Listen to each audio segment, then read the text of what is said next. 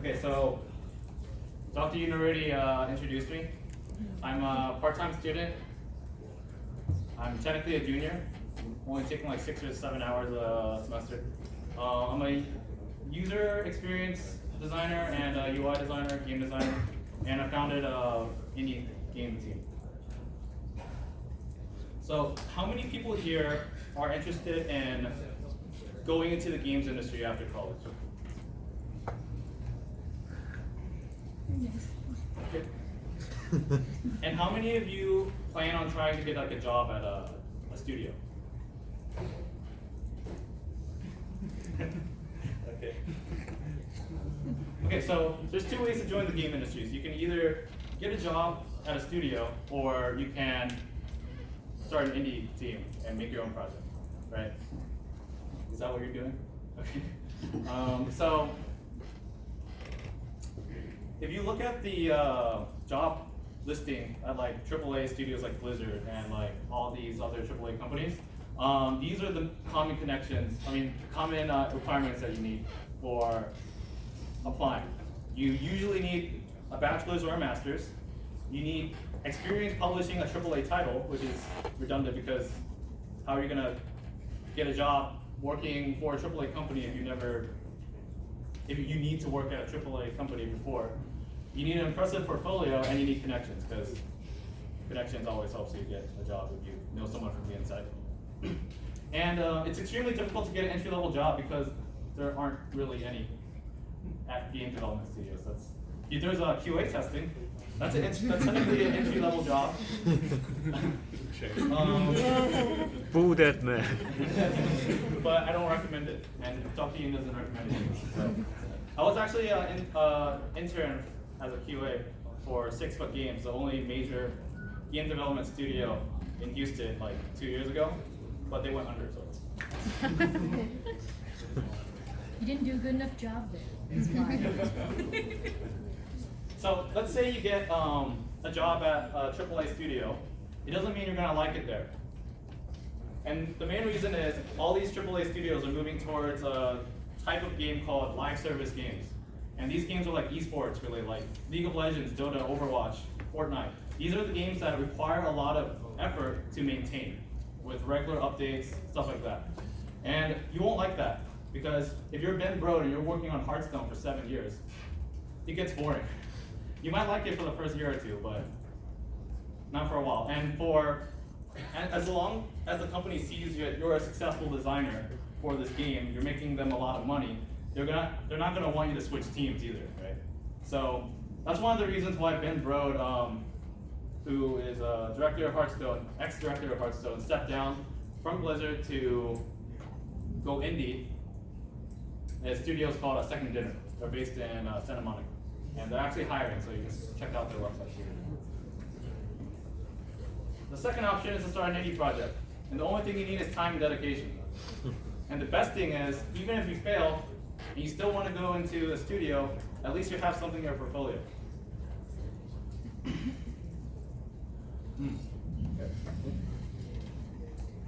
So, when you start an indie project, first you need to conceptualize your game idea.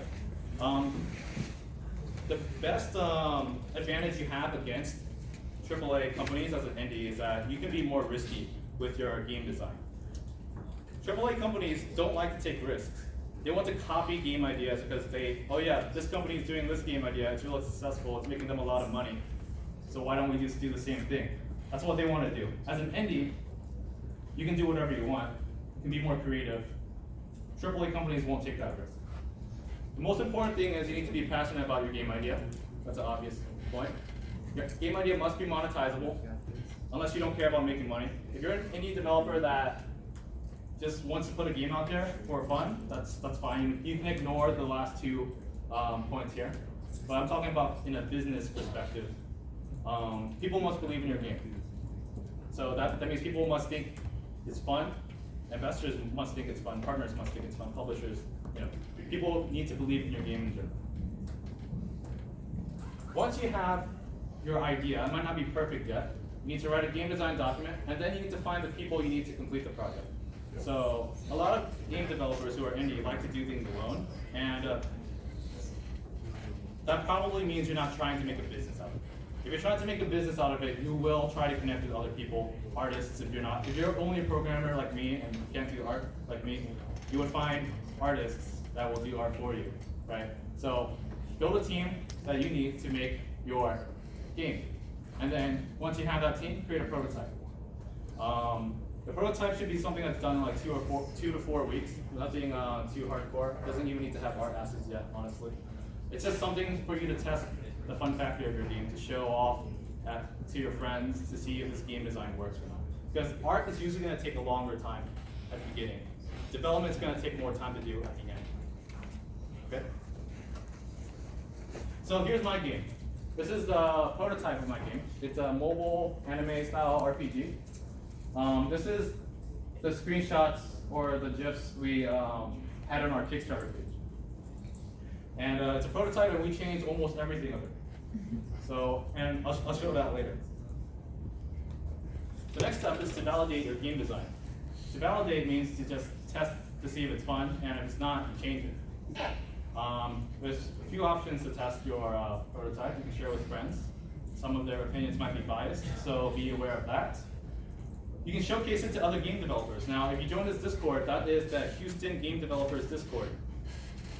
You can share it to them online. They also do a meetup every month, like a show and tell. So build what you have, bring it there, and then show them. It's pretty chill. Take it to trade shows, like Comic-Con. Don't go Comic-Con as your first trade show. That's the biggest one. But like, there's smaller ones. I know all the anime trade shows off the top of my head, but not. Definitely don't go to Delta H. Well, actually, Delta H, we went there like a month ago. I think it was how long ago? 2 weeks ago, I think? Yeah. Okay. I was being funny. Oh I knew yeah, you were there. they're actually indie game developers. So if you want, you can talk to them and get a free booth space and then present your game, and then you can see if people like it. It's a lot of the smaller trade shows are absolutely free for indie game developers. You can test your game there. And you can start a Kickstarter. Now, a lot of people think Kickstarter is for funding, but the main reason people do Kickstarter is for validation. The second reason is for marketing. And the third reason is for it's very rare for a project to ever actually be funded through Kickstarter.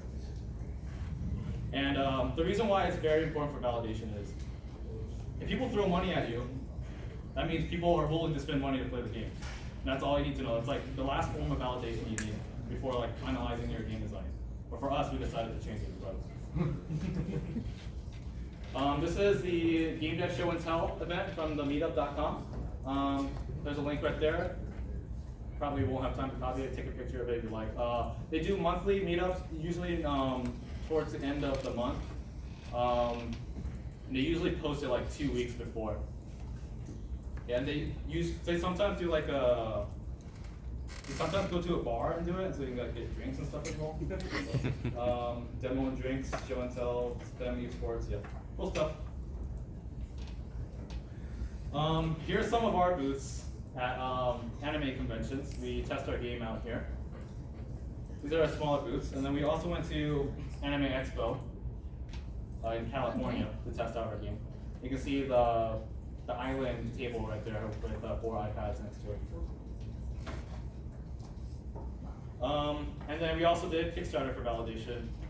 We got $12,000. It's pretty low. That means it wasn't validated. That's why we decided to change our game design after Kickstarter, even though it was funded.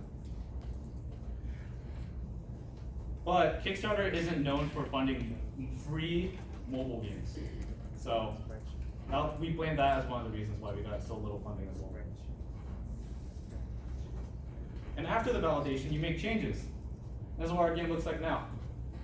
A bit more developed, but these are like old screenshots. Yeah, the UI changed a lot. The user interface is a lot more clear and more modern. And you see all that do-twing happening on the first GIF.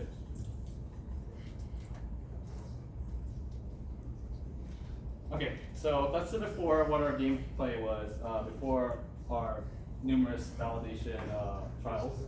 And after it became like an auto battle type of game. where you pick a skill that you want them to autocast and it activates it.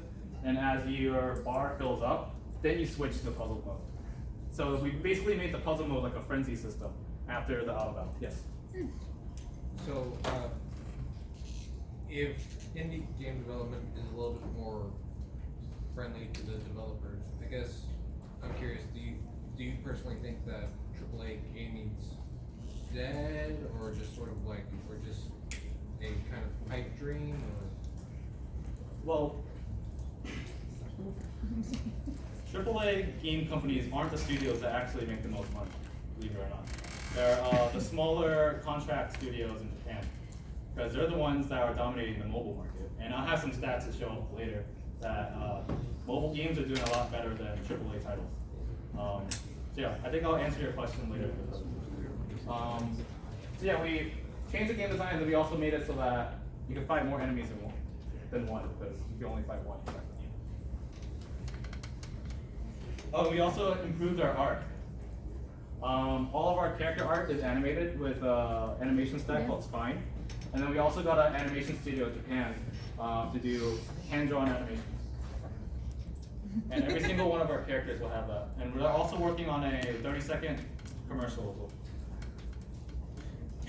And we also changed our logo a couple times as well. And in this logo, we added Best of Soul here. We actually changed the name of the game because we figured out that people can't spell Parathea. After you validate your game, you gotta pick your monetization model.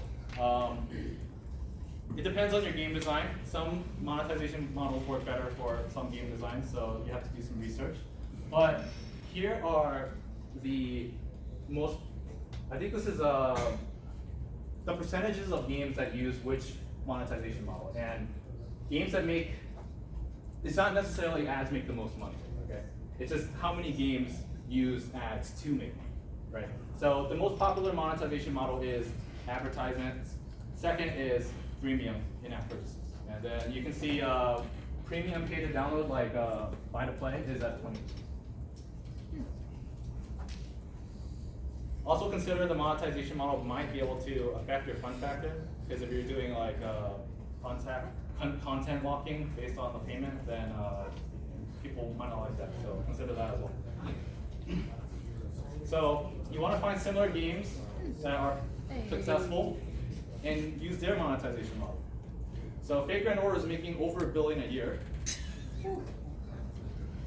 because that's 3 million daily, right? These two are making 4 mil a month and 2 mil a month. But keep in mind that number is iPhone only. You're excluding 60% of the market for smartphones. So add like 120% on top of that. They're probably making 2 billion. Epic 7, this is only for Android. This is also for iOS.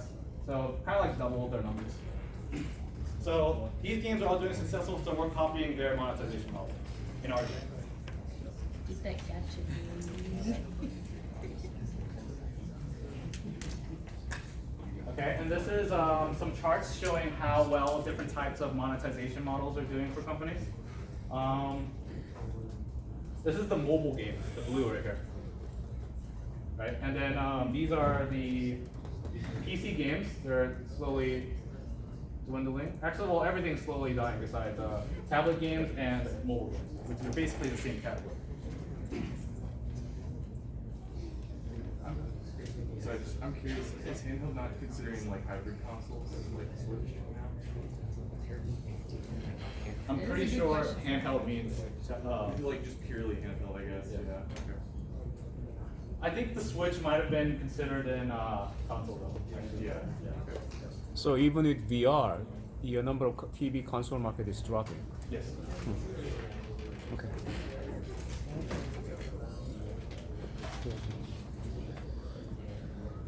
Okay, so now you have validation, monetization strategies down. How do you fund the project? Some developers who go solo don't think they need funds. They think they can do everything. Like I said, you're probably not building a business off of it if that's what you think, right? And that's fine. If you want to make a game just for the sake of it, that's all you. But from a business perspective, you can use money to hire artists, visual effects, music, sound effects, all this type of stuff. You can do extra conventions to test your game more, extra marketing.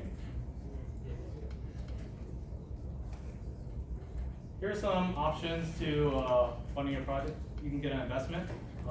There is a business accelerator program here at UH called Red Labs. Any UH student is eligible to do it. You just send them a pitch. I know the person who runs it. She loves games and she will most likely accept you. And the name is Terry McCormick, and she'll be speaking sometime in late October, early November. Yeah, I won't go over it too much. She'll actually be speaking in the class later this semester. Kickstarter, it's not that great of a method, like I said, but it's an option for smaller games. You can pitch to publishing companies. Now, this usually doesn't work. Most publishing companies do not fund your project based on like a game design document. They won't do that. Unless you have a history with making successful games, then yeah. But if you're just starting out with, you're just a person with a piece of paper, they're not gonna do anything with it. Or you can self-fund, work a job, and then maybe on the side, good luck.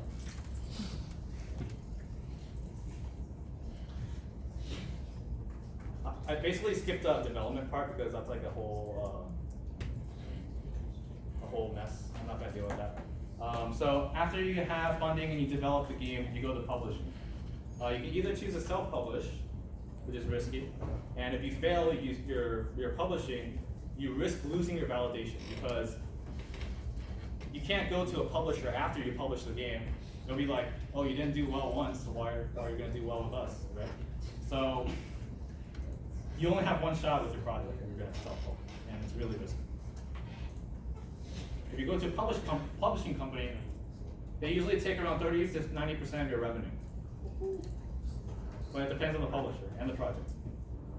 But you get fast brand recognition. And usually the first game that an indie makes doesn't make that much money anyways.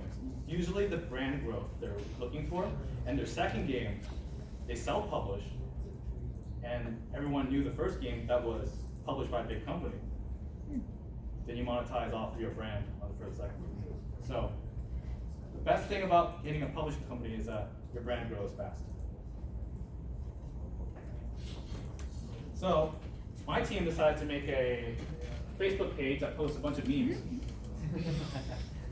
And we made this about a month ago, and we had 10,000 likes. We did some advertising. We spent around $300 in total, and we got 10,000 likes. The cost per like is around 2 cents, 2 to 3 cents. However, if I were to do advertising on my games page, I would get around 20 cents per like. So it's best to do like a meme page type of thing.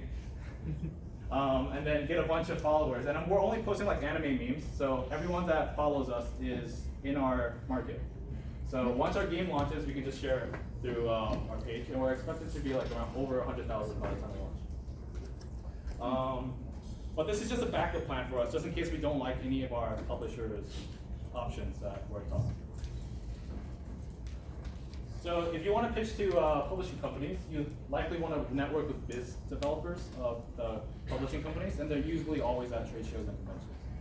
So if you're already validating your game at trade shows, go talk to Blizzard. They're probably there. So probably depends on the convention. Usually they're expecting 60 to 80% completion of your game when you're pitching to them. First you submit a game introduction, and then if they like it, they'll say, okay, submit the demo, and then if you like that, you meet with them and discuss the DVD, and then you sign the publishing contract. The contract usually looks something like this. They'll commit, say, $3 million in marketing in exchange for 70% revenue share for the first 2 years and then 30% after. Something like that. Those are, the numbers vary based on project and publisher. One of the publishing offers we got was, I think it's like $1 million for 60% revenue share. And whenever you partner up with a publishing company, they will choose a monetization model, most likely. And they're probably going to go like what the most successful one is, like probably gotcha monetization model. And then after you release, you test the monetization because you can't really validate monetization until after you release. And then you check your reviews, fix your bugs, and then you have to be very quick about fixing your bugs right after you release because you want to keep all your players that you have. And usually, a lot of developers think it's all done after you release, but no, it's actually gets a lot worse when you release. At least for the first like few months. But I don't have too much experience with after release it because I haven't actually released the game myself. And publishing, we're going through this phase ourselves, so we don't have that much information. But that's basically my presentation about an overview of indie game development. Does anyone have any questions? I try to go fast. But how much time? Yeah. I guess just on the business side of things, you're talking about like the offers, you get $1 million up front. What would you say is like, you know, the worst deal that you'd be like, no way, kind of thing? Like, how do you know what's going on that? You would, if you network with people and other developers, you can kind of know, you can get them to tell you how much they were offered and do a comparison. And then it also depends on the game. If you think your game will do very well, then you can, upcharge it. Yeah. And for publishing deals, that you never get the money. They will commit that much, and they will do the marketing. So they will do the marketing strategies and handle all the marketing. Question? Is the publishing just really just give me your demo, I'll give you cash, or is there something else sort of like, hey, like you seem to be producing games well, let me hire you onto my team or something along that nature? So publishing is usually, you pitch your game to them, and then if they like it, they'll commit marketing dollars for it. They don't really help you finish the game. They don't really fund your completion of the game. You should be at 60 to 80% regardless when you pitch it to them, or else they wouldn't really care for your So what you're saying is the committed money is only for marketing. Yes. Some publishers will take your rights to merchandise, some will take your IP, some will try to buy your whole franchise, basically. Does anyone know the game Azure Lane? Okay, well, it's a mobile game published by Yostar. It was doing well, and then Yostar bought the entire IP for like $400 million. But the game itself makes $300 million a year. Well, I was gonna ask you, like whenever you go into these deals, I imagine there's some sort of contract signing, some legal stuff going on. Actually, No? publishers don't care about NDAs. Oh, really? If you make them sign an NDA, if they're nice, they'll sign it. But What's to keep you from just taking the money and running kind of thing? you never get the money. Oh, okay, yeah. That's right, They do all this stuff. Does anyone else have any questions? I know you said you got like $500,000 or something. Is that just the money from the publisher that you said just goes to marketing, or? No. We have investors from the Houston area, and we got in touch with them through Red Labs. So how Red Lab works is you pitch your idea, and then you go through their business program. It's a 3-month program during summer. It's a full-time program, so you have to commit to it. And at the end of the program, you pitch your business to a bunch of investors in the Houston area. And if you're lucky, then you can get people wanting to invest.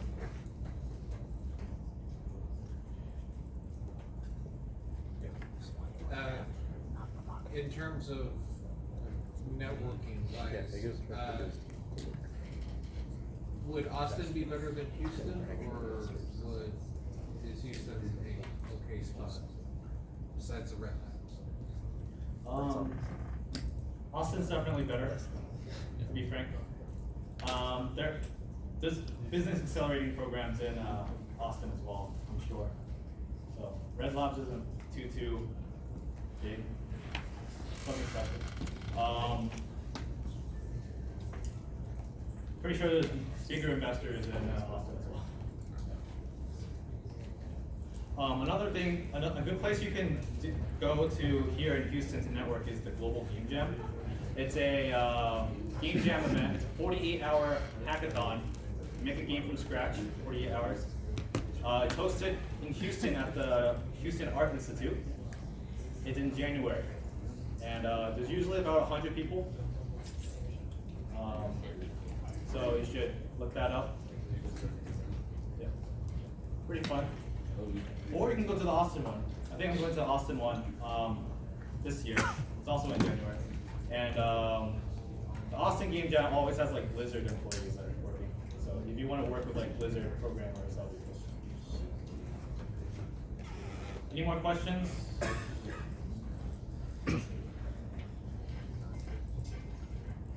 Okay. Thank you. Thank you.